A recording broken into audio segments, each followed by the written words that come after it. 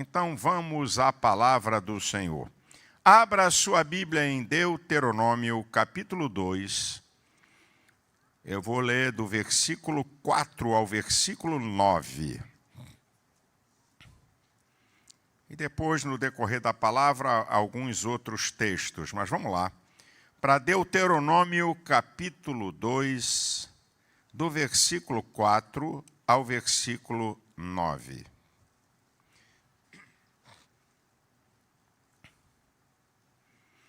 E dá ordem ao povo, dizendo: passareis pelos termos dos vossos irmãos, os filhos de Esaú, que habitam em Seir, e eles terão medo de vós, porém, guardai-vos bem. Não vos entremetais com eles, porque vos não darei da sua terra nem ainda a pisada da planta de um pé, porquanto a Esaú tenho dado a montanha de Seir por herança. Comprareis deles por dinheiro comida para comerdes e também água para beber deles comprareis por dinheiro. Pois o Senhor teu Deus te abençoa em toda a obra das tuas mãos. Ele sabe que andas por esse grande deserto, esses 40 anos. O Senhor teu Deus esteve contigo, coisa nenhuma te faltou. Passando, pois, por nossos irmãos, os filhos de Esaú, que habitavam em Seir, desde o caminho da planície de Elat a de Ezion-Geber, nos viramos e passamos também o caminho do deserto de Moabe. Então o Senhor me disse: não molestes a Moabe, e não contendas com eles em peleja, porque te não darei herança da sua terra, porquanto tenho dado Ar aos filhos de Ló por herança. Vamos ver o que Deus nos ensina na trajetória da nossa vida. Como você sabe, o Antigo Testamento ele é riquíssimo em conselhos, em exemplos, em histórias, né, para dar-nos a direção daquilo que agradava a Deus, o que não agradava a Deus, né, exemplos de vida. Não é o Antigo Testamento compêndio doutrinário para a igreja. Mas, como diz a Bíblia, todas essas coisas, o apóstolo Paulo falando, são como figuras para nós que já são chegados os fins dos tempos. Então, vamos ver o que Deus nos ensina na trajetória da nossa vida. O final do versículo 4 do capítulo 2, ele vai dizer: porém, guardai-vos bem. Isso é, tome muito cuidado. É o primeiro conselho que Deus está dando aqui para a trajetória do povo. Tome muito cuidado. Você pode ser inteligente, você pode ser preparado, você pode ser cheio do Espírito Santo, você pode ter riqueza, sabe? Você pode ter um monte de coisa, mas tome muito cuidado na trajetória da sua vida. Como é que se toma cuidado, pastor? Bem, o básico. Quando se toma cuidado, para você tomar cuidado, você tem que ser uma pessoa vigilante. O vigilante é aquele que está em estado de alerta e atenção. Então, para você tomar cuidado, você tem que ser uma pessoa vigilante. Segundo lugar, para você tomar cuidado, você tem que ser uma pessoa prudente. Prudente é aquele que evita dano e erro. Para você tomar muito cuidado, você tem que ser uma pessoa que tem um senso de observação. O que está acontecendo? O que está acontecendo em minha volta? Analisando os fatos. E para você tomar muito cuidado, você precisa usar inteligência. Essa capacidade de entender, essa capacidade de inferir, a capacidade de adquirir conhecimento, o que nos faz e nos torna diferente dos animais. Então, tome muito cuidado. Para tomar cuidado, vigilância, prudência, observação e inteligência. Agora, por que você deve tomar muito cuidado? Devido a inimigos externos. Tome muito cuidado devido aos inimigos externos, Edom e Moabe, no caso deles. Nossos inimigos externos, homens e demônios. 1 Pedro 5,8 diz: vigiai, sede sóbrios, porque o vosso adversário anda em derredor, bramando como leão, buscando a quem possa tragar. Então a gente tem que tomar muito cuidado, porque o diabo não dorme, não cochila. Ele trabalha 24 horas em derredor, nos observando. Então temos que tomar muito cuidado com ele. E também temos que tomar muito cuidado com os inimigos sendo homens. Filipenses 3,18, o apóstolo Paulo fala dos inimigos da cruz de Cristo. Gente que nos odeia pela nossa fé, pelo que somos, pelo que representamos. Então, eu e você precisamos tomar muito cuidado. Porque devemos tomar muito cuidado para não sairmos do centro da vontade de Deus. Quando o apóstolo Paulo, em Romanos 12:2, não vos conformeis com este mundo, transformai-vos pela renovação do vosso entendimento, para que experimenteis qual seja a boa, perfeita e agradável vontade de Deus. Temos que tomar cuidado para que eu e você possamos estar no centro da vontade de Deus. O que é que Deus quer para a tua vida? Onde é que Deus quer te usar?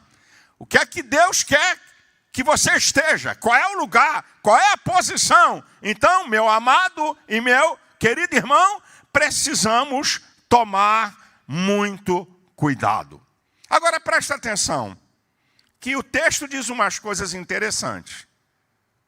E aqui vai algo muito interessante. Deus não vai te dar o que prometeu a outros. Deus não vai te dar o que prometeu a outros. Versículos 5 e 9, eu vou repetir. Não vos entremetais, é isso aí, tá mesmo, a palavra é essa aqui mesmo, com eles, porque vos não darei da sua terra, nem ainda a pisada de uma planta do pé, porquanto a Esaú tenho dado a montanha de Seir por herança. Versículo 9, então o Senhor me disse, não molestes a Moabe, não contendas com eles em peleja, porque te não darei herança da sua terra, porquanto tenho dado ar aos filhos de Ló por herança. Não pense que só você tem direito a promessas de Deus. Até gente que você pensa que não, também tem direito. O que o texto me diz? Olha, tem promessa para Israel, mas não tem promessa só para Israel, não. Tem promessa para outros. Porque Deus fez. Não importa, isso não é da nossa conta. Isso não é da nossa responsabilidade. Respeite o que é de outros. O texto vai me dizer que a água e a comida não eram deles. Ninguém é obrigado a te dar nada. Quem tem é que decide o que vai fazer e não quem recebe. Quem tem é que decide o que vai fazer. Não é quem recebe que determina para quem tem o que ele vai fazer. Está aqui é Deus, a instrução de Deus é claríssima. A instrução de Deus é clara, minha gente. Está dizendo para eles, olha, vocês vão comprar comida e água. Porque não pertence a vocês isso. Isso não é de vocês. Então vocês vão ter que comprar. Não, mas a gente tem uma herança, né, histórica, lá de trás, familiar, não interessa, meu irmão. Quem possui as coisas é que tem o poder de decidir se vai dar ou não. Eu já contei aqui, vou repetir, porque a repetição é sempre boa. Uma vez eu estava num grupo de pastores, sabe? Na época que a gente usava gravata, terno, gravata. Eu sempre gostei de gravata. Eu tinha muitas gravatas bonitas e ganhei muitas gravatas bonitas. E aí estavam os obreiros, aí eu tive vontade. Tirei a minha gravata e dei para um obreiro. Falei, queria te dar. O obreiro disse assim, quando ele viu, sem nenhuma intenção. Falei, pastor, essa sua gravata é muito bonita. um obreiro de um grupo de 5 ou 6 que estava em volta de mim. Ele falou, poxa, sua gravata é muito bonita. Eu peguei, tirei, disse, toma. Não, pastor. Eu senti que ele ficou constrangido. E quando a pessoa faz uma coisa livre, né? Ele, não, como quem diz, eu não falei isso para ganhar. Eu falei, não, mas eu quero te dar. Ela é minha, eu quero te dar. Aí tirei a gravata e dei. Passou, sei lá, um mês e meio. Estou eu de novo num grupo de pastores. E tinha um dos que estavam naquele grupo. Aí virou para mim e disse, poxa, pastor, a sua gravata é muito bonita. Eu falei, ok, obrigado. Não vai levar. Porque quem decide sou eu. É quem tem que decide. Por isso que eu não suporto ver gente querer botar faca no pescoço de alguém que tem para poder receber alguma coisa. Não, eu aprendi uma coisa, quem precisa vem por baixo. Quem precisa vem com humildade. Você pega a história de Neemias, quando ele está diante do rei Artaxerxes, e que o rei pergunta, você está triste por quê? O que está acontecendo? A cidade dos sepulcros do meu pai está destruída, o povo está passando fome. Neemias não veio por cima, não, rei, a grande Jerusalém, a magnífica Jerusalém que foi reinada por um dos mais poderosos reis, que foi Davi, está destruída. Se ele falasse isso, o rei dizia, vai continuar destruída. Vou botar azeitona na empada dos outros, mas ele veio por baixo. Aí o rei disse, o que você quer que eu faça? Se é do agrado do rei, me enviar à cidade dos sepulcros do meu pai. O cara está por baixo, irmão. Não está por cima, não.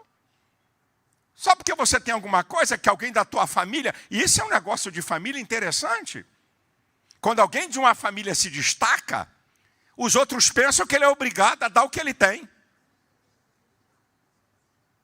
Quando alguém de uma família consegue uma posição melhor financeira, os outros pensam, que papo é esse? Que faca em meu pescoço para me tirar alguma coisa, eu dou o que eu quero. Não é o que os outros decidem que eu tenho que dar. Essa que é uma verdade. Eu não vem para cá, para cima de mim, com exigência que vai ficar ruim. Não vai dar. E também não é todo mundo que pede que eu dou, com toda a humildade que seja. Tem gente que vem cheio de humildade. Ai, pastor, tá bom, irmão, vou orar por você, Deus te abençoe. E acabou o papo. Tem outros que vêm, eu digo, eu vou te dar uma oferta. Eu vou te ajudar. Porque quem decide sou eu, a mesma coisa é você, meu irmão. Agora, tem uma coisa interessante. Tem gente, não é aqui na Devec não, que sabe que tem um irmão, que tem uma situação melhor e que abençoa, aí o outro vai lá também pensando que vai tirar ou vai tomar, porque aquele irmão abençoa um, abençoa 2, 3, eu sou o quarto. Não tem essa linha. Não tem isso não. Agora é interessante, Deus te abençoa, claro, para abençoar outros, é o que está na primeira parte do versículo 7. Pois o Senhor teu Deus te abençoou em toda a obra das tuas mãos. E se Deus te abençoou, aprenda um princípio, não tire proveito onde você pode abençoar. Não tire proveito onde você pode abençoar. Irmãos, eu vou nos Estados Unidos, quer dizer, estou impedido agora pelo Xandão, mas eu vou aos Estados Unidos há mais de 30 anos. Há mais de 30 anos que eu prego na América. E vou lá. Silas já morou na América. Estudou nos Estados Unidos. E eu via uma coisa quando eu ia na América. Os brasileiros mais antigos que estavam na América, desculpa a expressão, quando chegava um brasileiro patinho novo na área, eles vinham para tomar, para explorar, porque aquele irmão não sabia nada, não conhecia nada, acabou de chegar na América, mais perdido que cego em tiroteio. Aí os caras que já estavam anos lá, uau, chegou pato novo para a gente explorar. Eu vi isso. Então, irmão, nunca tire proveito onde você pode abençoar. É o que Deus está dizendo aqui para eles. Eu tenho abençoado vocês. O que é que vocês vão pedir? Vocês vão pagar. Vocês não vão pedir água nem comida, vocês vão pagar. E eles é que vão decidir se vão vender ou não. Agora, irmãos, Deus conosco é suprimento constante. Olha a segunda parte do versículo 7. Estes 40 anos, o Senhor teu Deus esteve contigo, coisa nenhuma te faltou. Você pode passar aperto, você pode passar dificuldade, mas a provisão de Deus vai te acompanhar. No lugar mais improdutivo do planeta Terra, o deserto, Deus deu provimento. Imagina no Brasil que se estraga toneladas de alimento. Deus tem provisão para você, mesmo diante de lutas e adversidades e de dia mau. O Senhor não te desamparará.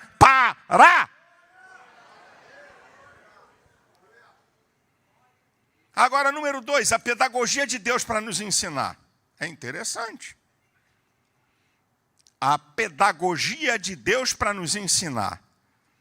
A ação divina e a ação humana no processo da vitória. Capítulo 2, versículo 24.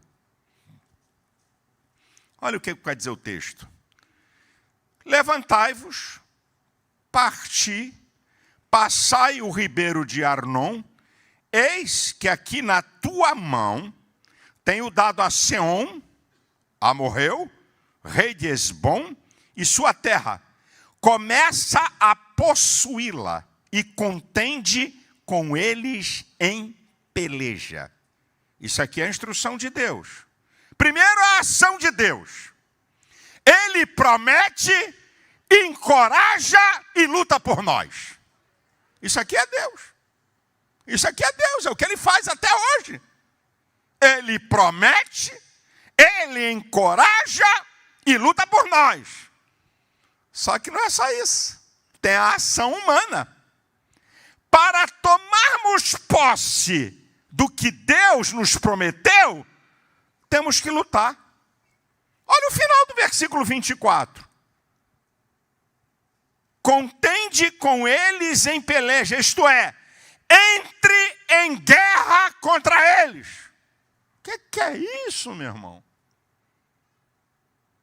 Na sua vitória, tem a ação divina e tem a sua ação. Mas por que Deus faz assim, pastor? Ele conhece muito bem o ser que Ele criou. Ele sabe que se recebermos tudo de mão beijada, não vamos dar valor, não vamos aprender, não vamos crescer, não vamos adquirir experiência, não vamos amadurecer para subirmos um outro degrau e chegarmos em outros patamares de vitória. Deus conhece o ser. Ele sabe muito bem. Olha o que Deus está dizendo para Josué. Ele está dizendo aqui. Olha que coisa interessante. No capítulo 3, versículo 21. Também dei ordem a Josué, no mesmo tempo dizendo, os teus olhos veem tudo que o Senhor vosso Deus tem feito a esses dois reis. Assim fará o Senhor a todos os reinos que tu passarás. Deus está treinando Israel. Primeiro tem esses dois reis aqui. Eu vou treinar vocês. Eu estou com vocês, mas vocês vão ter que lutar. Para vocês valorizarem a bênção. Depois você vai no capítulo de número 12, a partir do versículo 7 do livro de Josué. E Josué vence 31 reis. Olha o que Deus faz. Deus está treinando o seu povo. Não dá para lutar contra todo mundo agora. Vocês não estão preparados. Mas vocês vão entrar em guerra. Vocês vão ter que lutar. Vocês vão ter que pelejar. Vai ter ação humana. Eu vou estar com vocês. Mas eu estando com vocês, não está isento você a lutar. Mas eu estou preparando vocês para uma coisa maior. Então não reclame da luta, nem da adversidade. Eu sou profeta de Deus aqui essa noite para você. Deus está te preparando para uma coisa maior. Quem recebe essa palavra? Aprenda, meu irmão. Luta se passa, inimigo se enfrenta. Luta e adversidade a gente passa, inimigo não, enfrenta. Inimigo é para ser enfrentado. Agora, olha a marca para enfrentar o inimigo. Deus está dando aqui a instrução. Capítulo 3, versículo 2. Então o Senhor me disse, não o temas. Capítulo 3, versículo 22. Não os temais. A marca para enfrentar o inimigo é não ter medo dele. Não tenha medo de quem se levanta contra você. Não tenha medo de quem é mais forte que você. De quem é mais preparado que você. De quem tem mais poder do que você. Só tem um detalhe, senhores. 2 Reis, capítulo 6, versículo 16 e 17.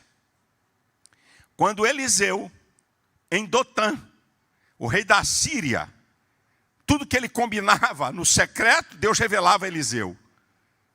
E aí, avisaram ao rei que tinha um profeta que Deus revelava que estava na cidade de Dotã. Ele manda um exército para lá. O exército cerca a cidade. De manhã, o assistente do profeta sai e vê um exército. Meu senhor, carros e cavaleiros. Aí Eliseu vai dar uma palavra. Mas são os que estão conosco. Então aqui tem uma primeira.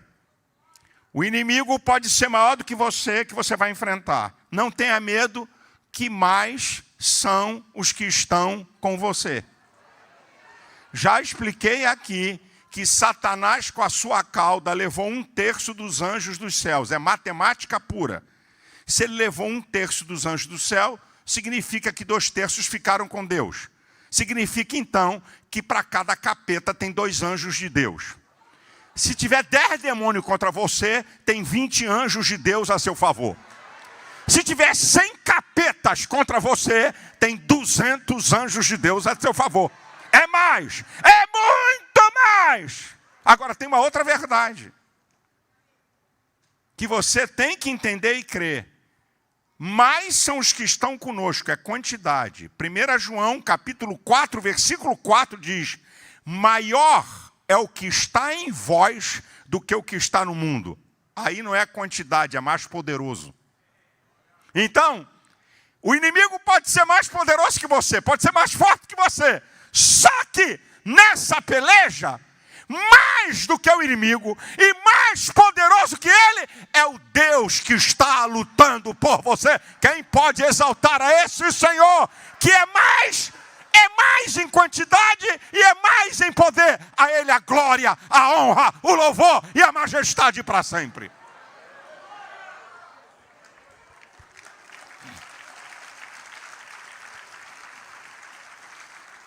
Número 3. As promessas de Deus para o seu povo têm essas características.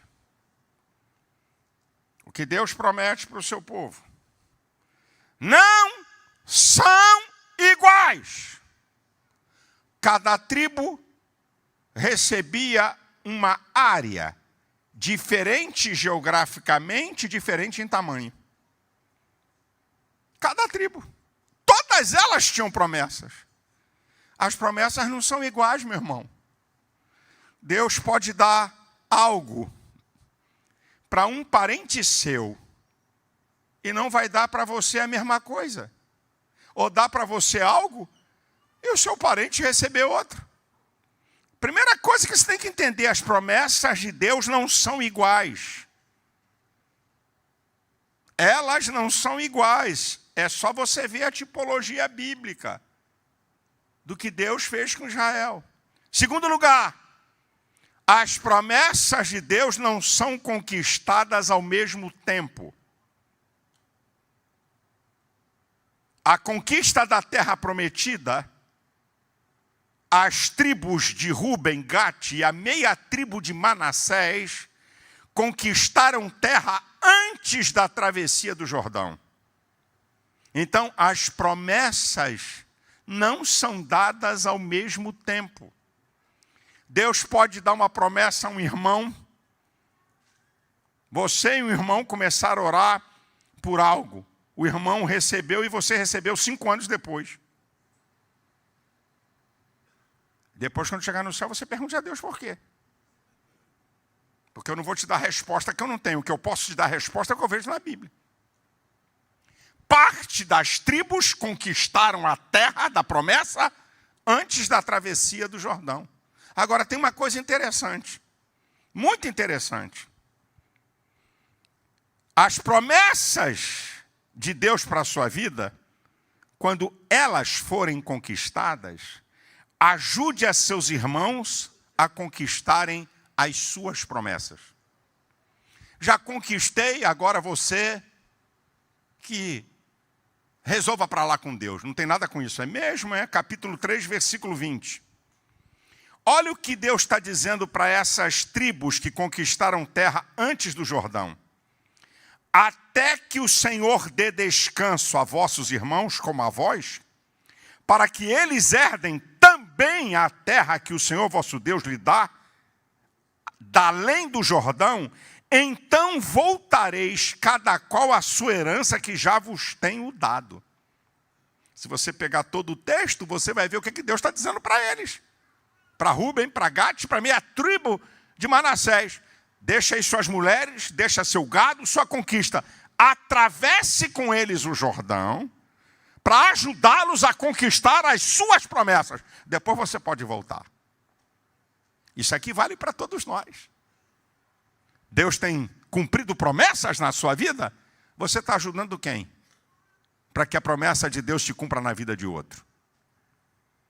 Está aqui, meu irmão. Está aqui. Número 4. A obediência é o fundamento da conquista das promessas.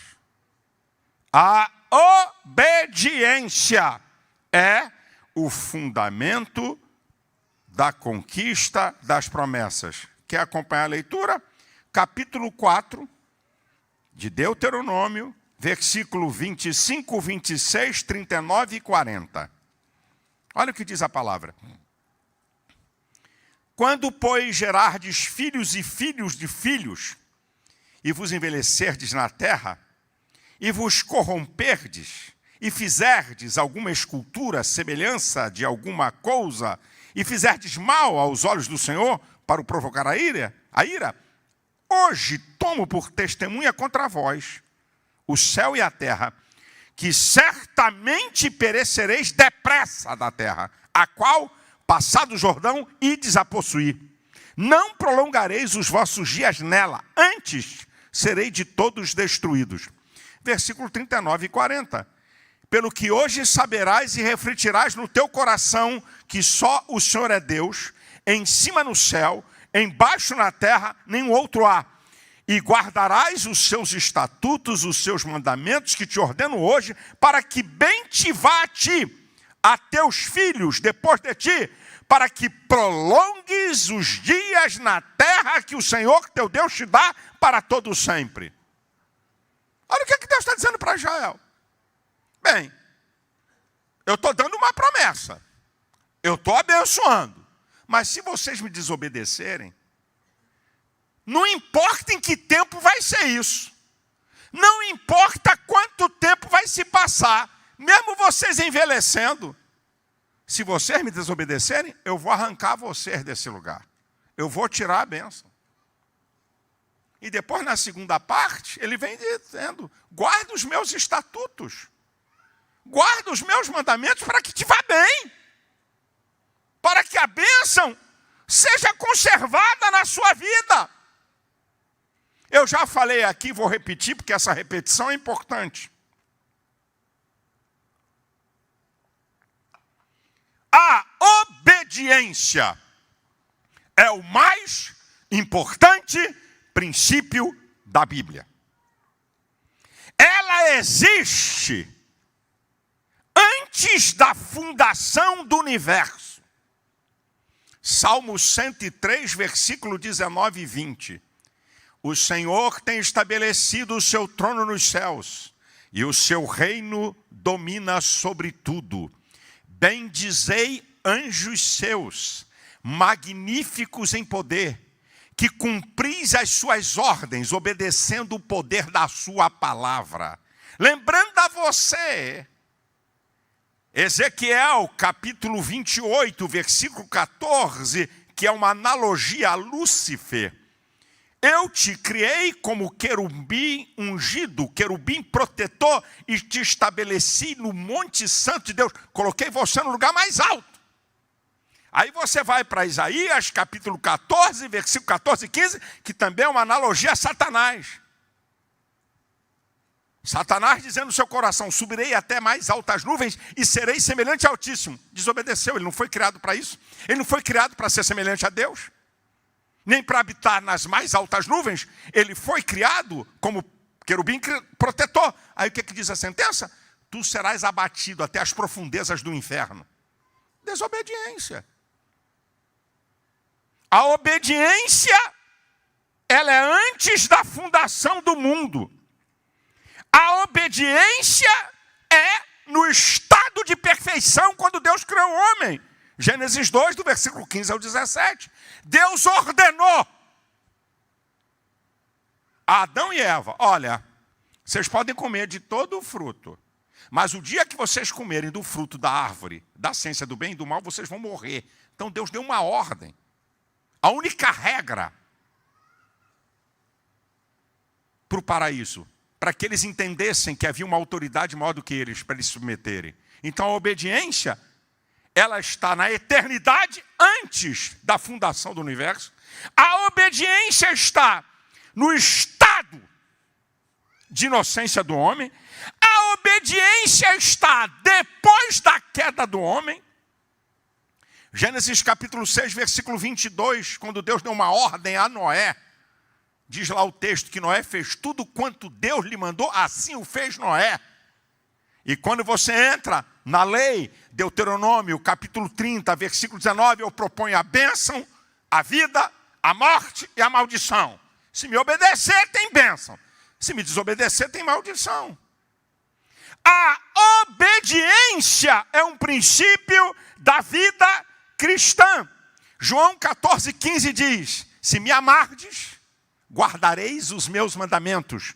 João 15, 14. Vós sereis meus amigos se fizerdes o que eu vos mando. Obediência. A obediência está na conquista da salvação. Hebreus 5, 9. Ele veio a ser a causa de uma eterna salvação para todos os que lhe obedecem. E a obediência vai estar no estado de perfeição na eternidade. Apocalipse capítulo 1, versículo 6. E o Senhor fez para si reis e sacerdotes, e reinarão com ele para sempre. Se Deus vai nos fazer reis e sacerdotes na eternidade, indica a função. Se tem função, tem hierarquia. Se tem hierarquia, tem obediência. Não brinque não, meu querido irmão. A obediência é o mais importante princípio da Bíblia. Você quer bênção? Você quer vitória? Você quer que Deus mantenha as promessas? Obedeça a sua palavra. Obedeça a sua palavra. Cuidado com esse evangelho da facilidade. Que a gente até brinca. Só love, só love, só love, só love. Pode bagunçar o coreto. Pode viver no pecado a vida toda, que no final não vai acontecer nada, porque Deus é amor, você pode desobedecer. Negativo, meu irmão. Toda a palavra de Deus está pautada no princípio da obediência. Agora, para terminar, número 5. Não se esqueça. Olha o que diz Deuteronômio capítulo 4, versículo 20. Deuteronômio capítulo 4, versículo 20. Mas o Senhor vos tomou e vos tirou do forno de ferro do Egito, para que lhe sejais por povo hereditário, como neste dia se vê. Sabe o que significa aqui? O forno de ferro do Egito expressa a servidão mais dura e cruel que Israel passou. Matava muita gente.